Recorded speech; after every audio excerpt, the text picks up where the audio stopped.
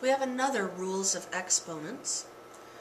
If I have x to the m over x to the n, this becomes x to the m minus n.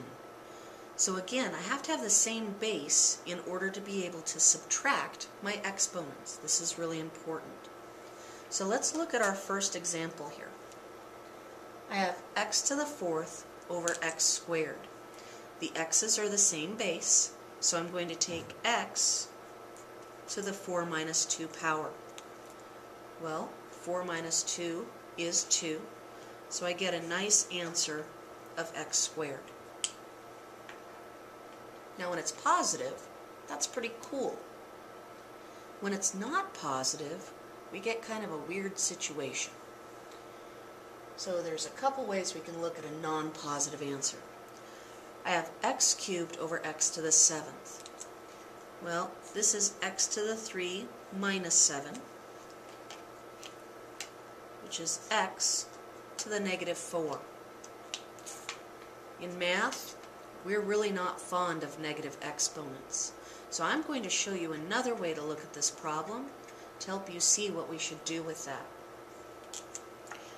Would you believe that x cubed means I have x times x times x over, I have x to the 7th. That's 1, 2, 3, 4, 5, 6, 7 x's in my denominator. And would you believe that we learned that we can cancel things that are the same in the top and the bottom? So that goes away, that goes away, that goes away. So there's an invisible 1 as a coefficient here, and there's 1, 2, 3, 4 x's still living down here. So this becomes 1 over x to the 4th. So apparently x to the negative 4 power is the same as 1 over x to the 4th. And that's actually mathematically how we prefer to see it written, because we really don't like negative exponents. They're just not standard. Okay, let's try a couple more that have more variables in them. Let's take this one, x to the 5th, y to the 9th, over x cubed y. Well, first of all, this has a visible number and this has a visible number. I can see the 9, but what's the invisible number that's living over this y? Don't forget those invisible ones. It's very important. Invisible numbers, implied numbers in math, make a huge difference. We have to remember to deal with them. So I like to chunk my problems. And so I have x to the 5th over x cubed. If I just deal with this, I'm dealing with 5 minus 3, really. So x to the 5 minus 3 is the x portion, which means I have x squared. Then I have the next part, my y to the 9th and my y to that invisible 1. So really the problem I'm dealing with is 9 minus 1, because I have y to the 9 minus 1, which is y to the 8th. Both of those numbers are positive, which means I end up with x squared y to the 8th. In a sense, they're over an invisible 1. But we don't like to write things over 1 unless we're dealing with ratios. So we're done. The final answer is x squared y to the 8th. Now let's look at one that has coefficients. Start with the coefficients. What do you know about the fractions 7 over 14?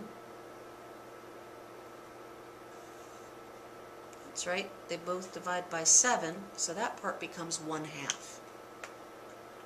Now let's look at our x's. I have a 4 here. What's the invisible number hanging out up here? That's right, there's an invisible 1. 1 minus 4. That's a negative number, isn't it? 1 minus 4 is negative 3. The negative tells me that the x's should live downstairs. So I have an x cubed. Now let's look at the y's. I have an 8 and a 7. 8 minus 7 is 1, and it's positive. So that single y should live upstairs. and there is an invisible 1 there. I won't mark you wrong if you write that 1, if it makes you feel better. But you should talk to your math teacher and find out whether or not they want you to write that 1. So we could write this as 1y over 2x cubed. This 1 could also be invisible, so you could just write it as y over 2x cubed. These two answers mean the same thing. Find out which way your math teacher prefers you write it. Okay, let's try another one together. Then I'll give you some to try on your own. What you could do is pause the video, try this one, and then check it.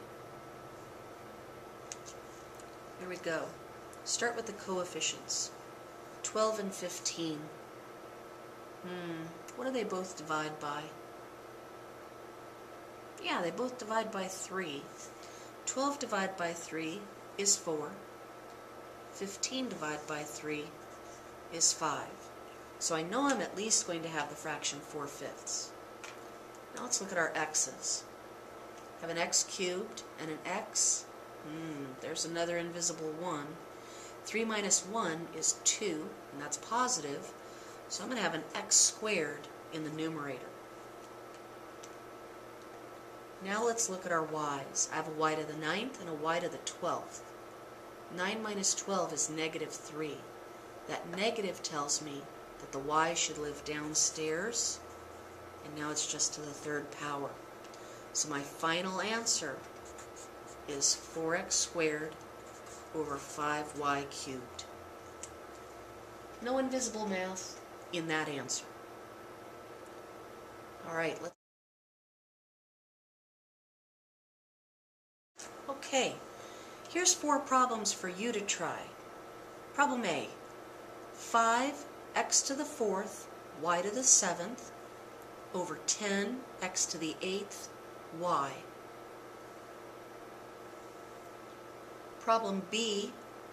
20x to the 7th, y to the 3rd, 50x to the 4th, y to the 12th. That's a 50, not the word so. I know my 5s look like s's, don't they?